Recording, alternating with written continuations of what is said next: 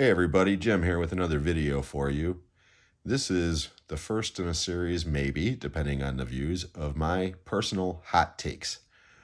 Movies that, or takes on a series of films that, quite honestly, will probably be unpopular by design, and I'm sure most people will not agree with my opinions, but that's okay, because that's why they are considered hot takes.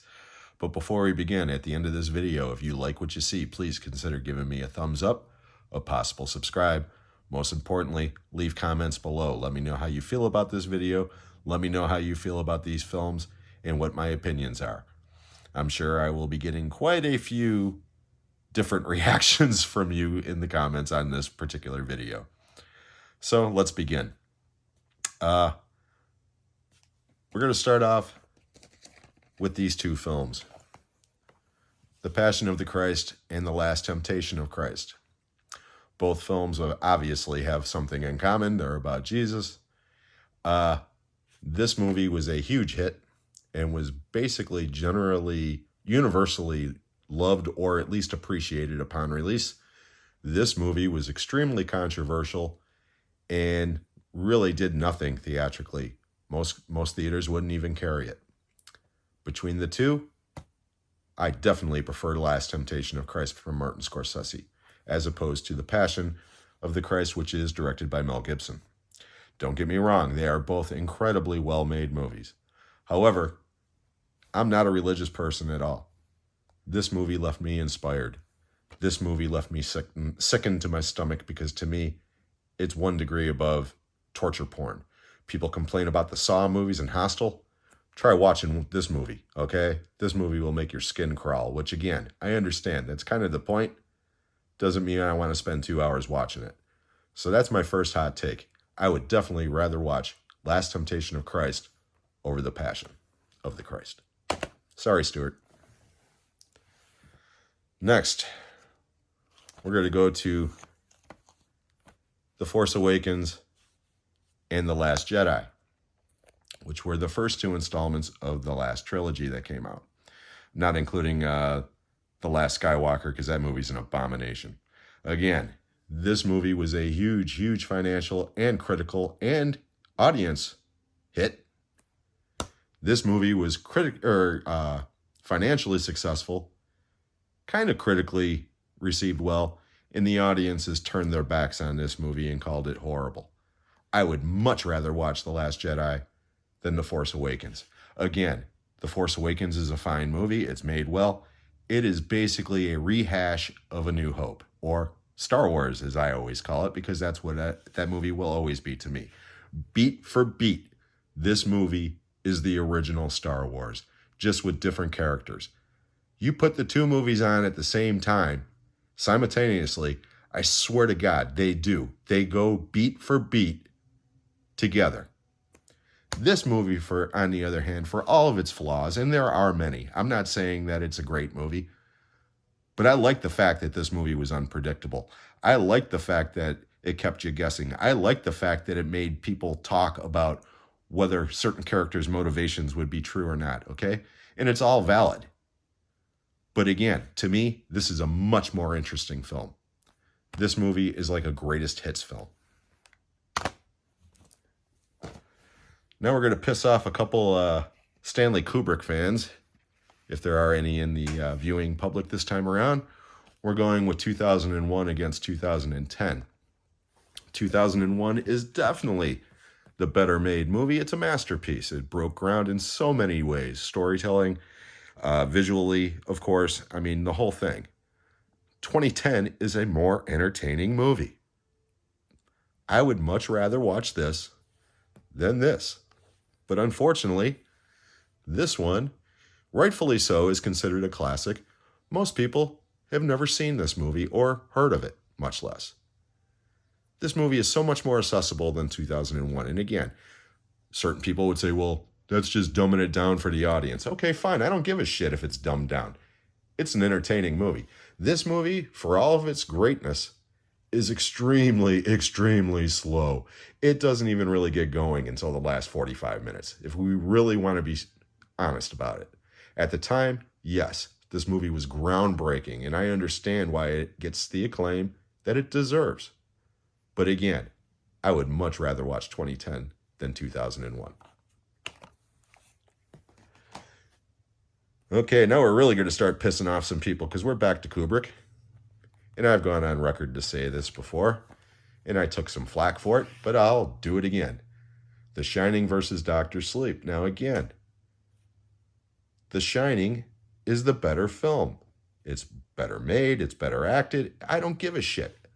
Doctor Sleep, especially the director's cut, is an awesome thrill ride. The Shining, even though I have more history with it, I saw it theatrically. I did not see this one theatrically. I would much rather watch Doctor Sleep. For the scene with Jacob Tremblay alone as the baseball kid, that scene is chilling. I love this movie. I love this movie as well, okay? Don't get me wrong. But again, I would much rather watch Doctor Sleep than The Shining, which is very rare indeed. This one might be the most controversial of the picks. And again, if I haven't lost you already, I probably will on this one. Tobe Hooper's Texas Chainsaw Massacre and Texas Chainsaw Massacre 2. Now again, this movie is a classic. It's 50 years old now, and it again was groundbreaking in so many ways. This movie is a piece of shit, crazy-ass exploitation comedy fueled by cocaine and money from the Canning Group. You know what? I would still rather watch this one because, for all of its flaws, it's entertaining. It's fun. This movie, again, maybe it was because it was already out, for years before I actually saw it, and it had been built up in my brain as this terrifying movie. By the time I saw it, I was like, this movie isn't scary at all. I mean, yeah, I appreciate it, and I respect it, and I do like it. If I didn't, I wouldn't own it, okay? But again, if I'm going to throw one of these two on, which is rare, okay? But if I am going to throw one on, I'm going to watch the Bug Nuts crazy-ass sequel. And again, here we go again. If I haven't lost you yet, I probably will again on this one, but we're going with Blade Runner versus Blade Runner 2049. Now again, I love both of them. Blade Runner is a classic. It certainly is. And when I did the original video of this, I was getting a lot of comments saying I did not like that movie at all, and this and that and the other. Hey, I get it, okay? That's the way I felt about the original for years. It took me years to understand and fully grasp what this movie is. And again, it's great. But this movie, to me, is definitely more entertaining. It's got more action in it. It's got a less complex story. It's easier to follow, which again, people can say, well, you're just dumbing it down again. Okay, fine. Call me dumb. I'm dumb, okay? Sometimes I need it spelled out for me. This one I had years before I finally learned to love it. This one I loved upon first viewing. Enough said. And just for shits and grins, I figured I would throw one movie in that I absolutely detest among all others. And again, it's almost universally loved for one reason or another. And we're talking about Dirty Dancing. I hate this effing movie so much. Everybody loves this movie. Women especially. Most men, they won't admit that they like it, but they've seen it, okay? I was forced to watch this piece of shit on a loop at the movie theater when I was working there. It was so popular, listening to the girls singing and dancing in the aisles. And then I would come home and my ex-wife would be listening to the soundtrack on her Walkman. And oh my God, I hate this movie. People talk about how good it is and this and that and the other. The guy is basically a pedophile, okay? She's supposed to be like 16 or 17 years old. He's got to be in his 30s. And the whole nobody puts baby in the corner shit. That scene made me laugh the first time I saw it. Now it just is gag-inducing, okay? I mean, and then I love the old man stands up and says, you know what? I'm man enough to admit when I'm wrong. And then he doesn't admit that he's wrong. I mean, yeah, this movie is a piece of shit. The only thing that's good about it, Patrick Swayze, obviously, he's great. I mean, and the two of them considering the fact that they hated each other's guts so much on Red Dawn, it's amazing that they have such good chemistry in this movie, okay? But my God, I hate this movie. My idea of a personal hell is being strapped to a chair a la Malcolm McDowell in A Clockwork Orange with my eyes propped open and forced to watch this goddamn thing for eternity.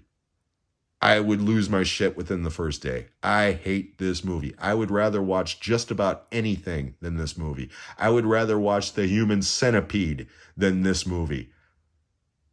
Well, maybe not The Human Centipede, but you know what I'm talking about. So anyway, I hope you guys enjoyed this video. If you did, please give me a thumbs up, a possible subscribe. Most importantly, leave those comments below. I know you will. And hopefully I won't lose too many subscriptions along the way.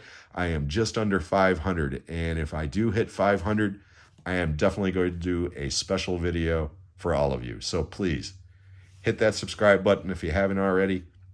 And we'll see you on the next one.